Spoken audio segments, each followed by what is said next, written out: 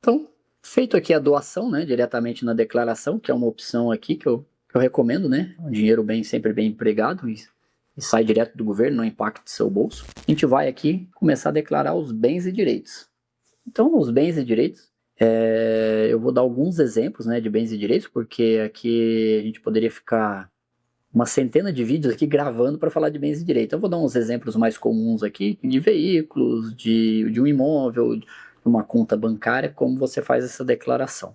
Então, bens e direitos, eu sempre tenho opção novo. Se você já fez a pré-preenchida, ele sempre vai trazer a posição dos seus bens e direitos se você fez a declaração do ano anterior. Ele vai trazer aqui a situação em 31/12/2024, ele vai trazer o saldo que você declarou no último ano.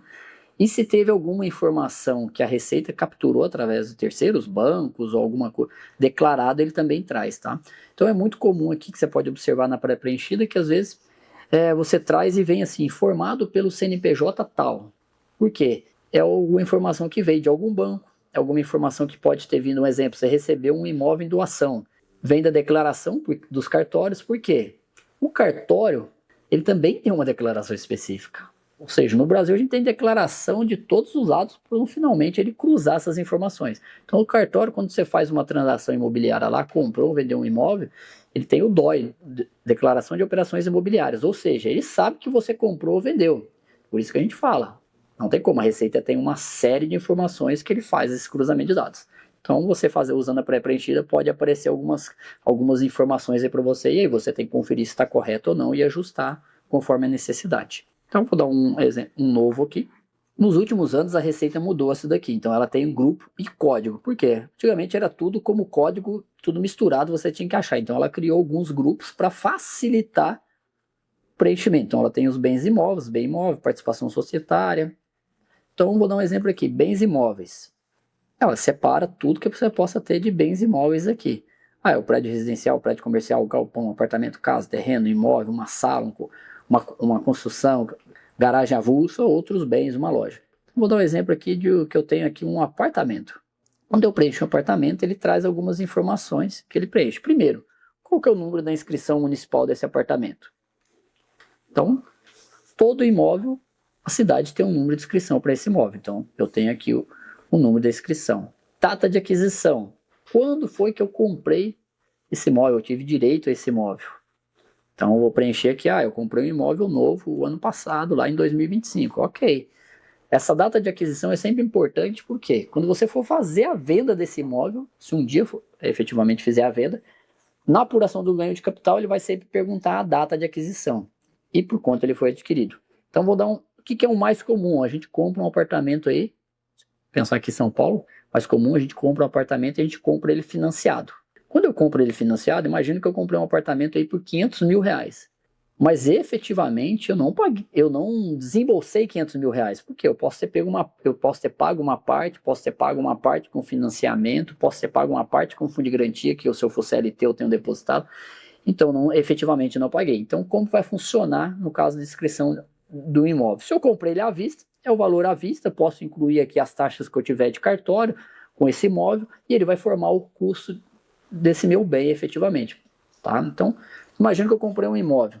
Aqui na discriminação ele é livre, tá? Então, nada mais é que como a discriminação para você identificar esse bem. Então, aqui eu sempre recomendo, porque hoje você já tem as informações de logrador, o número, o complemento, então você não precisa pôr aqui na discriminação do imóvel, isso já vem a área do imóvel, se está registrado no cartório de imóveis ou não. Então você pode vir aqui, comprei um apartamento, às vezes se você tiver mais de um imóvel, quer identificar, comprei o apartamento 42, comprei o apartamento no condomínio Vila do Sol, alguma coisa nesse sentido, né? Apartamento com 42, vamos dar um exemplo aqui, dei uma entrada. Aqui eu vou detalhar para você lá na frente saber como você chegou a esse custo, né? Deu uma entrada aqui de R$ 100 mil. Imagina que o apartamento custou 500, tá? Mas aleatoriamente. Deu uma entrada de R$ 100 mil.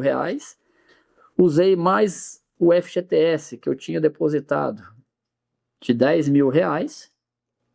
Tá? E aí, imagine que você, durante esse ano, você já comprou o imóvel. Então, tem o custo aqui de 100 mil que eu paguei, mais 10 mil de FGTS, tudo isso é custo, tá? Então, 110 mil, mas Luiz, eu também paguei parcelas.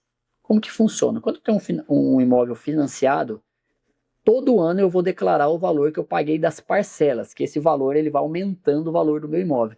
E eu paguei aqui, então, exemplo, parcelas aqui em 2025, de R$ 2.000 no total.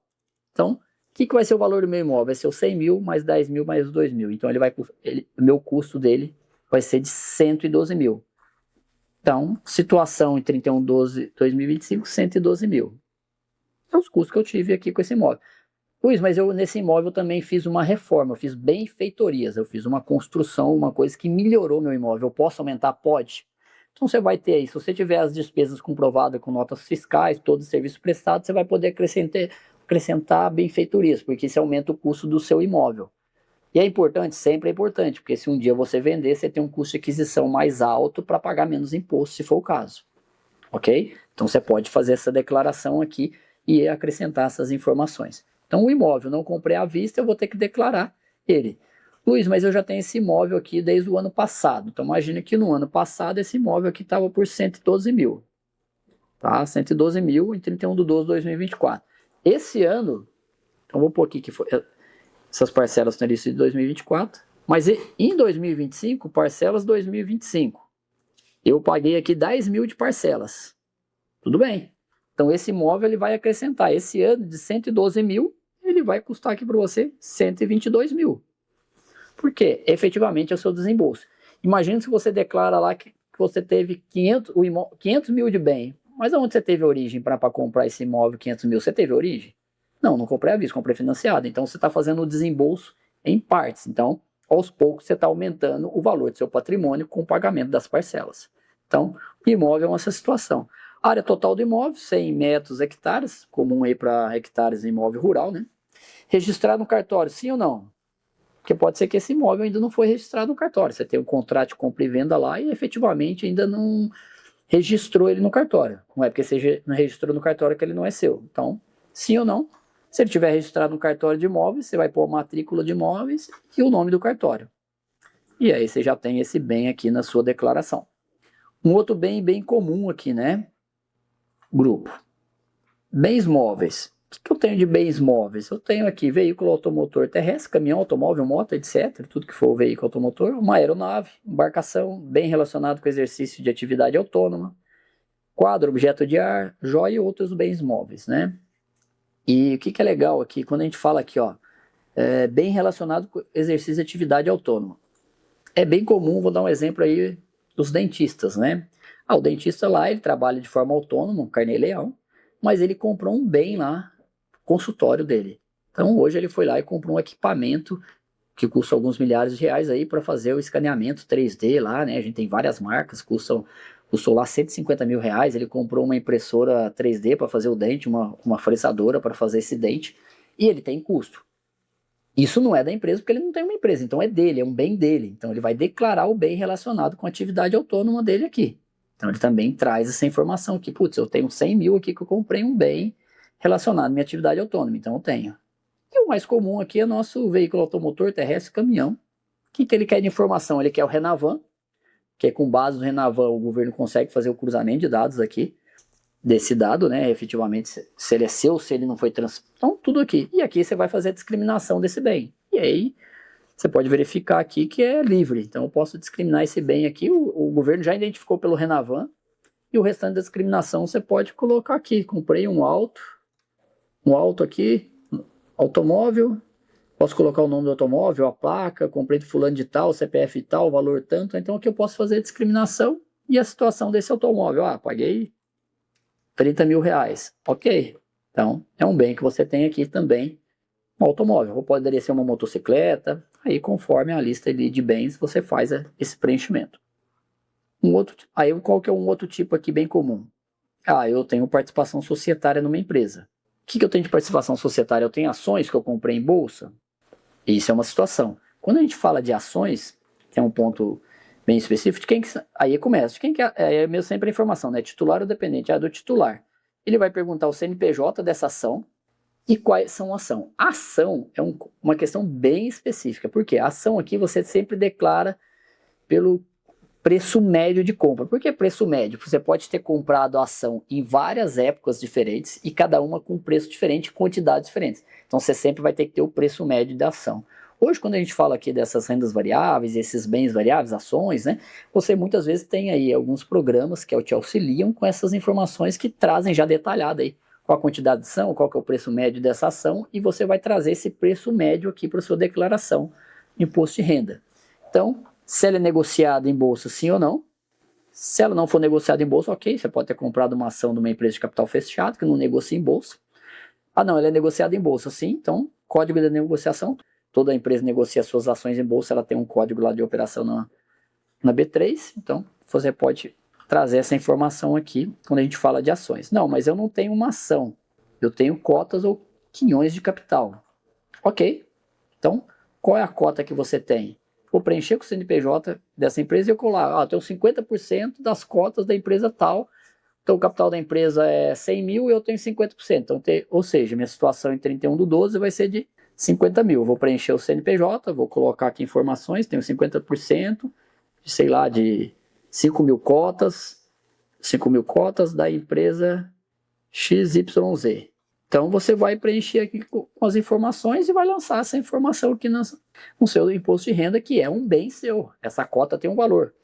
Se um dia você vender essa empresa, esse é o valor que você aplicou na lá, aqui, 50 mil reais. Você vender, imagine que eu vendi a empresa, eu tinha 50 mil de cotas, você tem uma apuração de ganho de capital sobre essas cotas também. Então, o governo vai querer te cobrar lá o imposto de renda sobre esse ganho que você teve pela venda de empresa, 15%. Então, tem as informações de cálculo, que é no ganho de capital.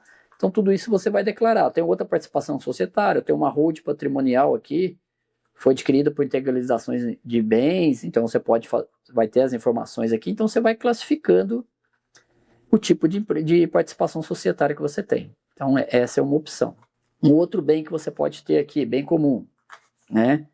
Aplicações e investimentos. Então, se você tem algum tipo de aplicações e investimentos também, ele vai trazer o tipo de aplicação, aí você vai verificar lá no informe de rendimento do seu banco, que tipo de... Os bancos hoje ele traz detalhado para você, tá? O grupo e o código. A grande maioria dos bancos já traz essa informação. Porque se você às vezes pega pelo nome, você não sabe exatamente o que é o bem, né? Então hoje ele já traz detalhado, você vai pegar a informação detalhada e preencher conforme ele vai te pedir. Então eu tenho implicação investimento aqui, eu tenho ativos negociados aqui, títulos isentos de tributação, LCI, LCA, eu coloco, vai ser do titular, qual que é o CNPJ, qual que é a discriminação desse bem e a situação. Se eu declarar o bem e ele tiver o rendimento isento para declarar, eu posso informar via esse atalho e ele automaticamente já vai lá pelaquela coluna que a gente passou de bens, rendimentos isentos, né? Então aqui é uma opção também. Eu posso declarar aqui, tudo isso está separado aqui em grupos. Outros créditos que eu tenho, depósito à vista e numerário. O que é depósito à vista? É um depósito em conta corrente ou conta de pagamento. É um dinheiro em espécie. Se for depósito em conta corrente, ele vai perguntar ao titular, CNPJ, você vai informar com os dados do banco, agência, conta e o dígito verificador dessa conta. Então, também você preenche todos os dados, então consegue se identificar. Então, Luiz, eu tenho dinheiro, eu não guardo na poupança, eu não guardo no CDB, não guardo em nada, eu guardo no colchão, em casa, em moeda nacional. Tudo bem.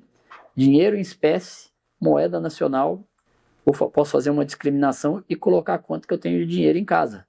Então, isso tudo bem. Luiz, eu tenho moeda estrangeira. Eu fiz uma viagem, fui lá na casa de câmbio, comprei uma moeda estrangeira. Ok, tudo bem. Você pode vir aqui e fazer declaração dessa moeda estrangeira. Luiz, mas eu tenho uma conta bancária corrente, hoje é muito comum, né? A gente ter aquela conta global, que é aquela conta que eu posso ter no exterior também. Então eu posso vir aqui, depósito em conta corrente ou pagamento do titular, qual que é a localização dessa conta? Geralmente, quando você tem essas contas globais, ele já traz a informação da localização dessa conta. Então eu posso declarar o país que eu tenho essa conta e o valor que eu tenho nessa conta. Então se eu declarar um país aqui, eu tenho lá no Canadá. Aí ele já te fala aqui, tem uma regra específica, né? Ele te fala discriminação, agência e conta, o saldo que eu tenho. E se eu tiver algum tipo de aplicação financeira, se eu fui remunerado nessa aplicação financeira, eu vou ter que pagar um imposto específico. Porque existe uma lei, né, específica, quando eu tenho um ganho financeiro, que eu tenho um investimento fora do país, eu pago um imposto aqui na minha declaração, dependendo da situação. Então, eu também tenho, então eu posso declarar aqui esse rendimento que eu tenho no exterior também e cumprir a obrigação. Porque quando a gente fala rendimento exterior, existem algumas regras junto ao Banco Central, dependendo do volume de investimento que você tem que fazer uma declaração específica ao Banco Central de todos os bens que você tem fora do país, mas não se exime da declaração aqui no Imposto de Renda, mas é bem específico. Mas aí eu posso vir aqui declarando os meus mais diversos bens. Então tudo que eu possa ter aí de receber, outros bens e direitos, eu posso ter um bem aí, nossa, fiz um empréstimo aí pro meu cunhado, preciso receber isso aí algum dia. Eu posso lançar aqui, outros bens e direitos, detalhar o que é esse meu crédito, que é um crédito que eu tenho a receber. Então eu posso detalhar. Então aqui eu tenho tudo que eu possa ter para você pensar que é um bem seu. Eu tenho um título de um clube, eu tenho um consórcio que eu estou pagando, tudo isso é um bem. Um dia você vai usufruir, pode vender, então tudo isso você põe na sua declaração de imposto de renda que ele compõe a sua declaração. E aí, quando a gente fala de bens, o que ele fala? Acima de 800 mil, eu estou obrigado ao imposto de renda. Se eu tiver menos de 800 mil, não estou obrigado à declaração em razão de rendimentos tributáveis ou algum outro obrigatoriedade. Aí fica a seu critério fazer declaração ou não. Mas pensando em bens, tenho mais de 800 mil, tenho que declarar tudo aqui, que tudo é seu bem, tudo faz parte do seu patrimônio. Então esse é um resumo aqui dos bens e direitos. Então ele é bem exaustivo, né? Tem uma relação grande conforme a realidade de cada contribuinte. E aí eu vou demonstrar para vocês aqui dívidas e ônus reais. Por quê? Qual a importância de dívidas e ônus reais? Que eu posso ter crescido meu patrimônio utilizando um empréstimo bancário, uma alavancagem, pode ser uma estratégia de você ter um empréstimo para crescer o patrimônio e ter um outro tipo de rentabilidade. Ok, cada um tem uma estratégia. Então aqui o governo quer saber também. Ok, você cresceu o seu patrimônio? Você está devendo o quê? Eu estou devendo um estabelecimento bancário comercial, estou devendo uma sociedade de crédito, financiamento e investimento, outras pessoas jurídicas, estou devendo uma pessoa física, olha, peguei emprestado lá um dinheiro com a minha mãe, com meu pai, eu preciso declarar esse dinheiro aqui. Então, estou devendo uma pessoa física. Qual que é a situação que eu tenho em 31/12/2025? Qual que é o valor que eu já paguei em 2025? Se eu paguei alguma coisa ou não paguei? Tudo isso você faz a discriminação. Eu tenho empréstimo contraído no exterior que eu trouxe dinheiro, estou devendo lá também. Tudo bem, você traz para declaração. Então, tudo isso. O que eu não vou declarar aqui? Tem um imóvel financiado, eu não declaro aqui essa dívida desse imóvel financiado, porque o imóvel financiado eu vou declarando as parcelas efetivamente no bens e direitos conforme eu pago no ano. Ele não vem aqui como uma dívida, tá? Ele tem um critério um pouco diferente aqui nessa classificação. Então aqui eu vou declarar tudo que eu tenho. Geralmente os bancos comerciais aí, eles já trazem para você o saldo que você tem devedor na posição 31/12/2025, quanto você pagou durante o ano. Se não tiver essa informação, você vai ter que verificar e fazer esse lançamento aqui. E aí a gente vem aqui, espólio. Espólio é bem específico. Quando eu fiz a declaração lá, falando que eu tenho uma declaração, vamos pensar o seguinte, só para exemplificar, ficar um pouco mais claro. Imagine que essa declaração seja de um espólio. Ele faleceu, mas ele não fez a declaração final de espólio ainda. Então, e ele tem rendimentos ali em nome dele, não foi passado por herdeiro. Seja porque o processo judicial está em trâmite ou ainda não registrou em cartório a escritura pública, então eu tenho espólio. Então eu vou fazer a identificação do inventariante na partilha. O que é essa identificação do inventariante? Como a pessoa que faleceu, ela não tem como responder, alguém vai responder por ela. Então quem que é o inventariante? O Luiz é o inventariante. Então eu vou pôr o CPF e o nome do Luiz. Então o Luiz é responsável por esse espólio e ele que está cuidando desse inventário. Então o Luiz é o inventariante, ele vai constar aqui. Se eu fizer alguma doação a partido político ou candidato aqui, eles têm, quando é ano de eleição que eu faço uma doação aqui, que é bem comum, eu tenho um candidato, eu faço essa doação aqui para comprovar esse dinheiro que eu também fiz, para não ficar uma doação ilícita e tudo mais. Então, o candidato vai ter que fazer a prestação de contas com o Tribunal Superior Eleitoral, o Tribunal Regional Eleitoral ali, e você faz aqui essa informação que você fez essa doação por um candidato aí a cargos eletivos, né? Campo importações, nada mais é que quando você tem lá carnê-leão, ganho de capital, atividade rural, que você preenche em programas apartados do imposto de renda, você traz essas informações aqui diretamente para o imposto de renda. Como eu posso ter informe de rendimentos, algumas empresas disponibilizam até arquivos TXT aí para você importar, facilitar, informe de plano de saúde, às vezes disponibiliza o TXT lá, é muito comum que eles trazem aqui, né, quando a gente tem coparticipação lá, você entra no plano de saúde, pede um informe de coparticipação, você consegue importar, às vezes tem um TXT também, é possível. E aqui a gente tem verificar avisos e erros. Com certeza, o nosso vai ter uma série de avisos e erros aqui, porque a gente não pôs CPF, está fazendo um exemplificativo. Mas aqui ele te dá todos os alertas. Se você deixou de preencher alguma coisa, os avisos. Pode ver, no nosso caso, ele tem uma série. Ó. A maioria é erro, porque a gente realmente não preencheu. Então ele te avisa tudo que for erro, a declaração não passa. E tudo que for aviso, ele está te dando um alerta para você verificar, mas ele permite que você entregue a declaração. Então, não necessariamente, um aviso não é um erro na declaração, é só um alerta. Erros, efetivamente, você não consegue entregar a declaração. E aí ele tem alguns menus específicos. A atividade rural, se você tiver alguma atividade rural como pessoa física e tem que trazer essas informações aqui, você vai preencher esse campo de atividade rural. A gente não vai entrar aqui, né, nesses nossos exemplos em alguns campos específicos, que é uma parte específica da população que é focado no imposto de renda do dia a dia, né? Então eu vou entrar na atividade rural, ganho de capital, você pode ter esse ganho de capital. Mas o ganho de capital a gente tem que fazer uma aula à parte aqui, uma explicação à parte, para você entender o que é esse ganho de capital. Mas fiz a apuração do ganho de capital, nada mais é, o ganho de capital ele disponibiliza um arquivo que eu trago para o meu imposto de renda da pessoa física, que é bem comum. Vou dar um exemplo para vocês aqui. Bens imóveis. Vendi um imóvel, eu tive apuração de ganho de capital. O que é vender o imóvel? Imagina que meu imóvel eu comprei ele por 500 mil e vendi por 1 milhão. Então eu tive um ganho de capital e paguei 15% de imposto lá sobre o cálculo. Em regra, a gente está falando de 2025, imagina que eu vendi e recebi lá em fevereiro. Em regra, eu tenho até o último dia útil do mês subsequente, ou seja, até o final de março, para pagar esse imposto e demonstrar para a Receita Federal como foi feita essa apuração. Então eu faço num programa específico do ganho de capital e trago essa informação aqui por um imposto de renda através do importar, importa esse arquivo aqui para o imposto de renda. Direitos e bens móveis, participações societárias, que é o caso eu vendi lá, tinha participação numa empresa, vendi minha participação e tive um ganho, vou trazer aqui também. Moedas em espécie também, posso ter tido algum tipo de ganho, existem algumas informações específicas, então eu posso trazer aqui. Renda variável.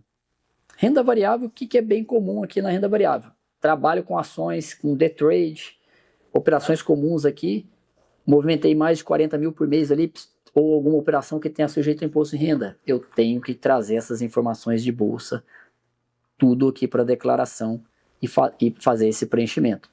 Hoje a gente já tem algumas informações que já vem automático, o titular dependente, né? Ou vou ter que preencher. Alguns sistemas aí, algumas corretoras, né? Que quem faz bem comum e faz operações comuns ou day trade, elas disponibilizam muitas vezes lá um relatório, uma planilha que te auxilia nesse preenchimento, que ele é um preenchimento bem específico e determina uma série de informações. Então a renda variável. E aí eu vou chegando nos finalmente da declaração. Eu vou ter o resumo da declaração, que eu vou poder conferir rendimentos tributáveis e deduções. Então eu posso verificar tudo que eu preenchi na declaração, que está correto, que eu posso ver alguma discrepância, né, de número, alguma coisa que eu possa ter digitado errado. Cálculo do imposto. Vai me demonstrar como efetivamente foi feito o meu imposto, o cálculo. E aí uma informação importante. Aqui tem a opção pela tributação, ó. Deduções legais, ele está me dando um imposto a restituir de R$ 768, nesse nosso exemplo. Desconto simplificado, 105. Então, se eu estou selecionado, se há imposto a restituir, automaticamente ele me aparece aqui o que eu quero fazer. Eu posso optar a chave Pix, que é sempre o CPF do titular da declaração, e eu até recomendo, porque se você colocar uma conta bancária, imagina, você encerrou essa conta, não vai receber restituição, coloca o Pix CPF. Se você mudar esse CPF do Pix para qualquer banco, você vai receber a sua restituição. Então, a recomendação aqui é sempre usar o Pix CPF. E se fosse uma opção do imposto a pagar, imagine que você tivesse imposto a pagar. O que muda aqui? Ele vai trazer aqui a informação do valor do imposto a pagar. Você vai ter a opção aqui de fazer o débito automático. E aí é importante, débito automático ele tem duas situações. Ou você vai fazer parcelado em cotas, que pode ser até em 8 cotas, ou em uma única cota. Débito automático, se eu vou colocar sim, ele te dá algumas informações, tá? Por quê? Tem duas situações. Dependendo da data que você for entregar, se você fizer a entrega da declaração até o 10 de maio de 2026, ele permite que você faça o débito automático da primeira parcela. Se você entregar a partir de 10 de maio, você só consegue fazer a partir da segunda cota, ou seja, a primeira você vai ter que pagar através de um DARF, com código de barra, um QR Code Pix, ou você vai pagar a partir da segunda parcela, e aí você seleciona. Se for mais de uma cota, você preenche o número da cota, e vai preencher com as informações bancárias. Aqui, efetivamente, você tem que preencher com o banco, agência e conta. Não existe o débito automático em conta Pix, né? Não tem como informar Pix, CPF, ele vai fazer débito automático. Isso no futuro vai ter, mas hoje não existe ainda. Nada mais é que os dados bancários. Então, você informa esses dados bancários aqui para fazer o pagamento. Se você colocar que não vai fazer em débito automático, todo mês você tem que emitir um DARF. E aí, por que eu falo todo mês que tem que emitir o DARF? Porque existe uma regra. Se você pagar em cotas, toda parcela ela tem uma atualização via Selic. Conforme as cotas que você vai pagando, você tem uma atualização de 1% de juros, mais Selic. Então, ela permite até em 8 parcelas, 8 cotas, né? A Receita fala em cotas, que seriam parcelas aí. Então, você vai pagar esse valor atualizado. Então, o débito automático é sempre recomendável para você não esquecer de pagar e aí não incidir ainda em multa e juros, porque o que você está pagando é uma atualização, somente juros, né? Se você não pagar no prazo, você vai pagar multa. E toda a parcela do imposto de renda, ela vence no último dia útil do mês, começando em maio. Então, último dia útil de maio, junho e assim consequentemente você paga o seu imposto de renda. E preenche as informações bancárias. Então, feito isso, declaração está ok. Você tem a opção aqui também no menu declaração. Se você quiser imprimir a declaração aqui em PDF e mandar para sua impressora, você vai conseguir imprimir essa declaração até se você quiser fazer uma conferência lá final para verificar se está tudo ok. Depois que entregou essa declaração, eu posso imprimir a declaração efetivamente, porque antes dela ser entregue, ela sai como rascunho. Depois que você faz a entrega, ela já muda e fala lá que é um documento oficial. Você pode imprimir algumas partes. Posso imprimir o recibo, posso imprimir aqui o DARF do imposto de renda para me pagar. Se eu entreguei fora do prazo essa declaração, tem a DARF de multa aqui para você imprimir. Então, o imposto de renda aqui, o programa já te dá a série de informações que você pode imprimir aí para sua conferência. Não, Luiz, vou fazer a minha entrega. Então, eu vou vir aqui, declaração, entregar declaração com certificado digital e sem certificado digital.